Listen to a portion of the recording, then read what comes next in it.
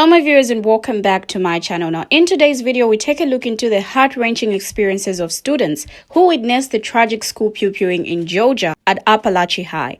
Now through their personal accounts we'll hear about the raw and unsettling moments they faced, where one student describing the shock of encountering an unalive body while another voices deep disappointment and fear about the safety of schools. Now these testimonies provide a powerful first-hand look at the emotional impact of such a devastating event and the profound questions it raises about safety and security in educational institutions. So join me as we explore these poignant reflections and the broader implications of this tragedy. But before we get into the videos, don't forget to subscribe if you're new on my channel. Give this video a thumbs up by tapping on the like and feel free to be part of the conversation by sharing your thoughts at the end of the video. With that said, let's check out the videos. I will be right back. I saw a deceased body on the floor, but it was like covered up, and I saw a female with a wound to her leg, and it was just like really traumatic experience. They were picking up the desk and putting them all on the door.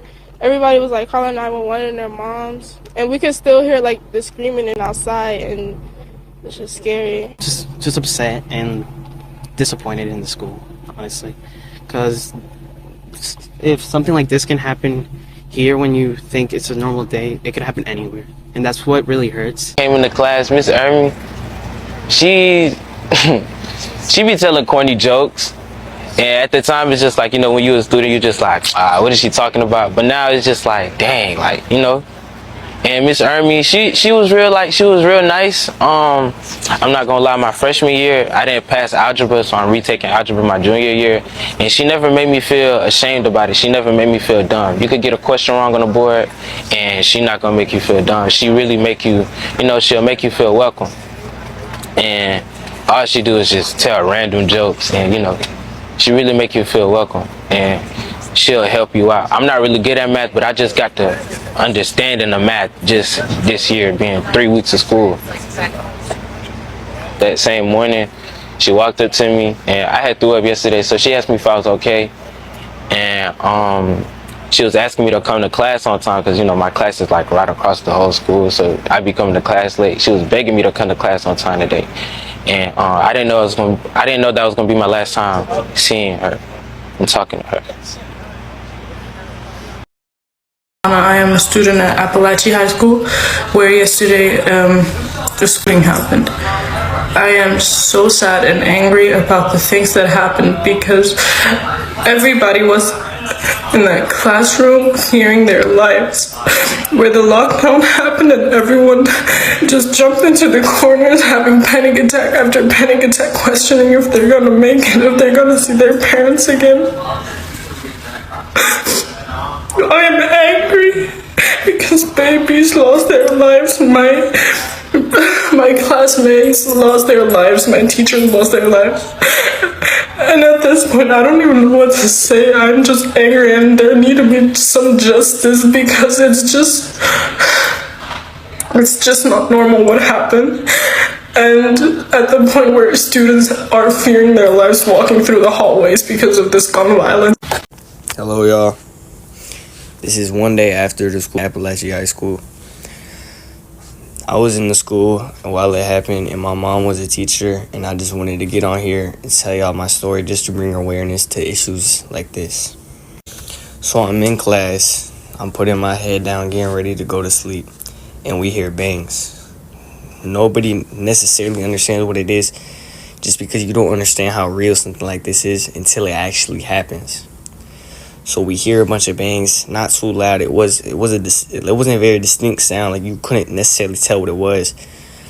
But our teachers have like a button around their lanyard that they carry around always. If they click it, they can shut us down and put us on a hard lockdown.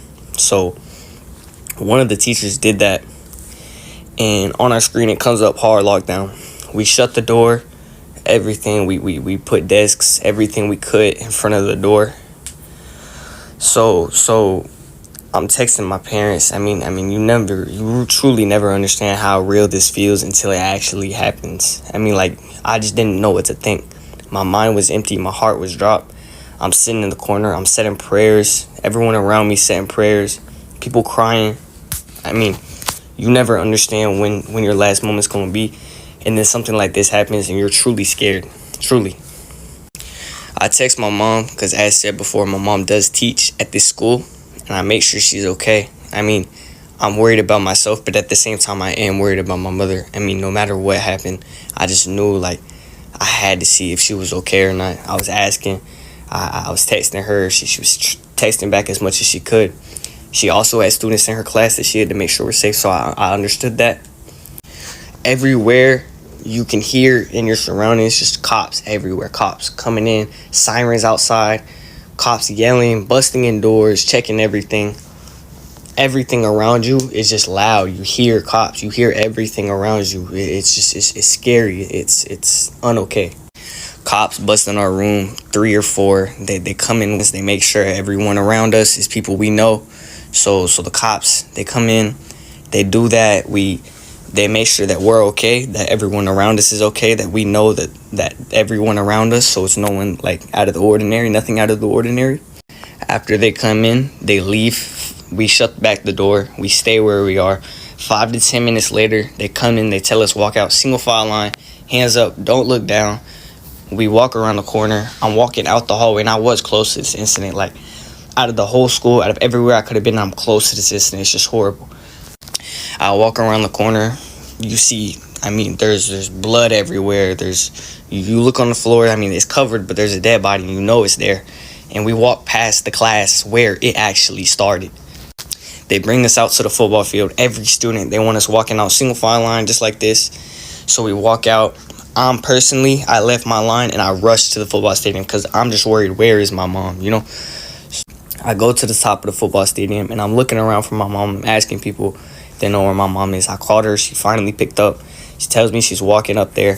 So I walk down and I look for her. I finally see her. And it's just a nice sigh of relief, I guess. I don't know how to explain it. It's just you're happy to see that your loved one also made it out safely after you yourself did. Now I'm going to jump on to my mom's story from what I heard from her. So she's right next to this incident, right next. The 2 teachers that had ran out, or the 3 that had ran out, were the 3 that are right next to her class, right across the hallway from her class, and then a neighbor, like literally they were right next to her. She has the door shut and everything.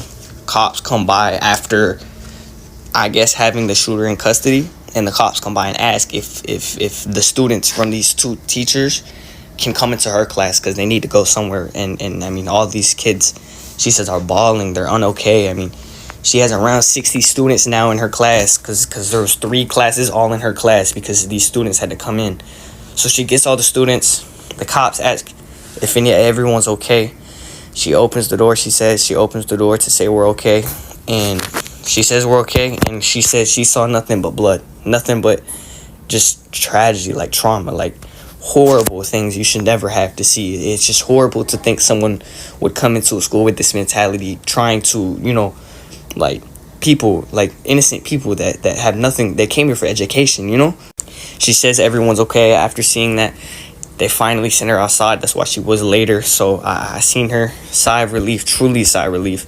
She was a math teacher. These were her friends that were involved in this. It's horrible. I pray for all the families that had to go through this, that have a loss or have someone hurt. I pray for all of y'all. I pray that nothing like this happens to anybody else. I mean, it's a horrible thing. You wake up and you go to school and you don't realize like how real this feels until it happens. And we hear and my heart drops and you're sitting there scared. You don't know what to do. You truly don't know if you're safe. I mean, there's no sigh of relief until it's over, until you're home with my family. My dad's calling me because, I mean, his wife and me were at the school at the time. So he's calling me, making sure both of us are okay. Now, yesterday, I posted a full story on what really happened or transpired at Apalachee High. The 4 victims of Wednesday's mass pupilling were crucial to the interwoven fabric of the high school. Now, some taught math and football. Others dreamed of what they would do one day as grown-ups. All of those who lost their lives in the Apalachee High School attack were loved in their families and community. Now, the violence came just after the school had completed its first month of the new school year. The Georgia Bureau of Investigation has identified the unalived as 2 students and 2 teachers. and at least 9 other people were injured and taken to the hospital for treatment. Now, the suspected, a 14-year-old, was taken into custody at the school. He had previously been investigated by federal and local agencies over online threats to commit a school pew-pewing, according to the FBI. Now, just like we have heard from these students in the videos, others shared their tragic experiences as well. This one said students in her classroom began hugging each other while covering during the pew-pewing. I was scared. I had so much fear, like I'm still shaking, like I was so scared. My feelings were so heightened. I cried too, she said.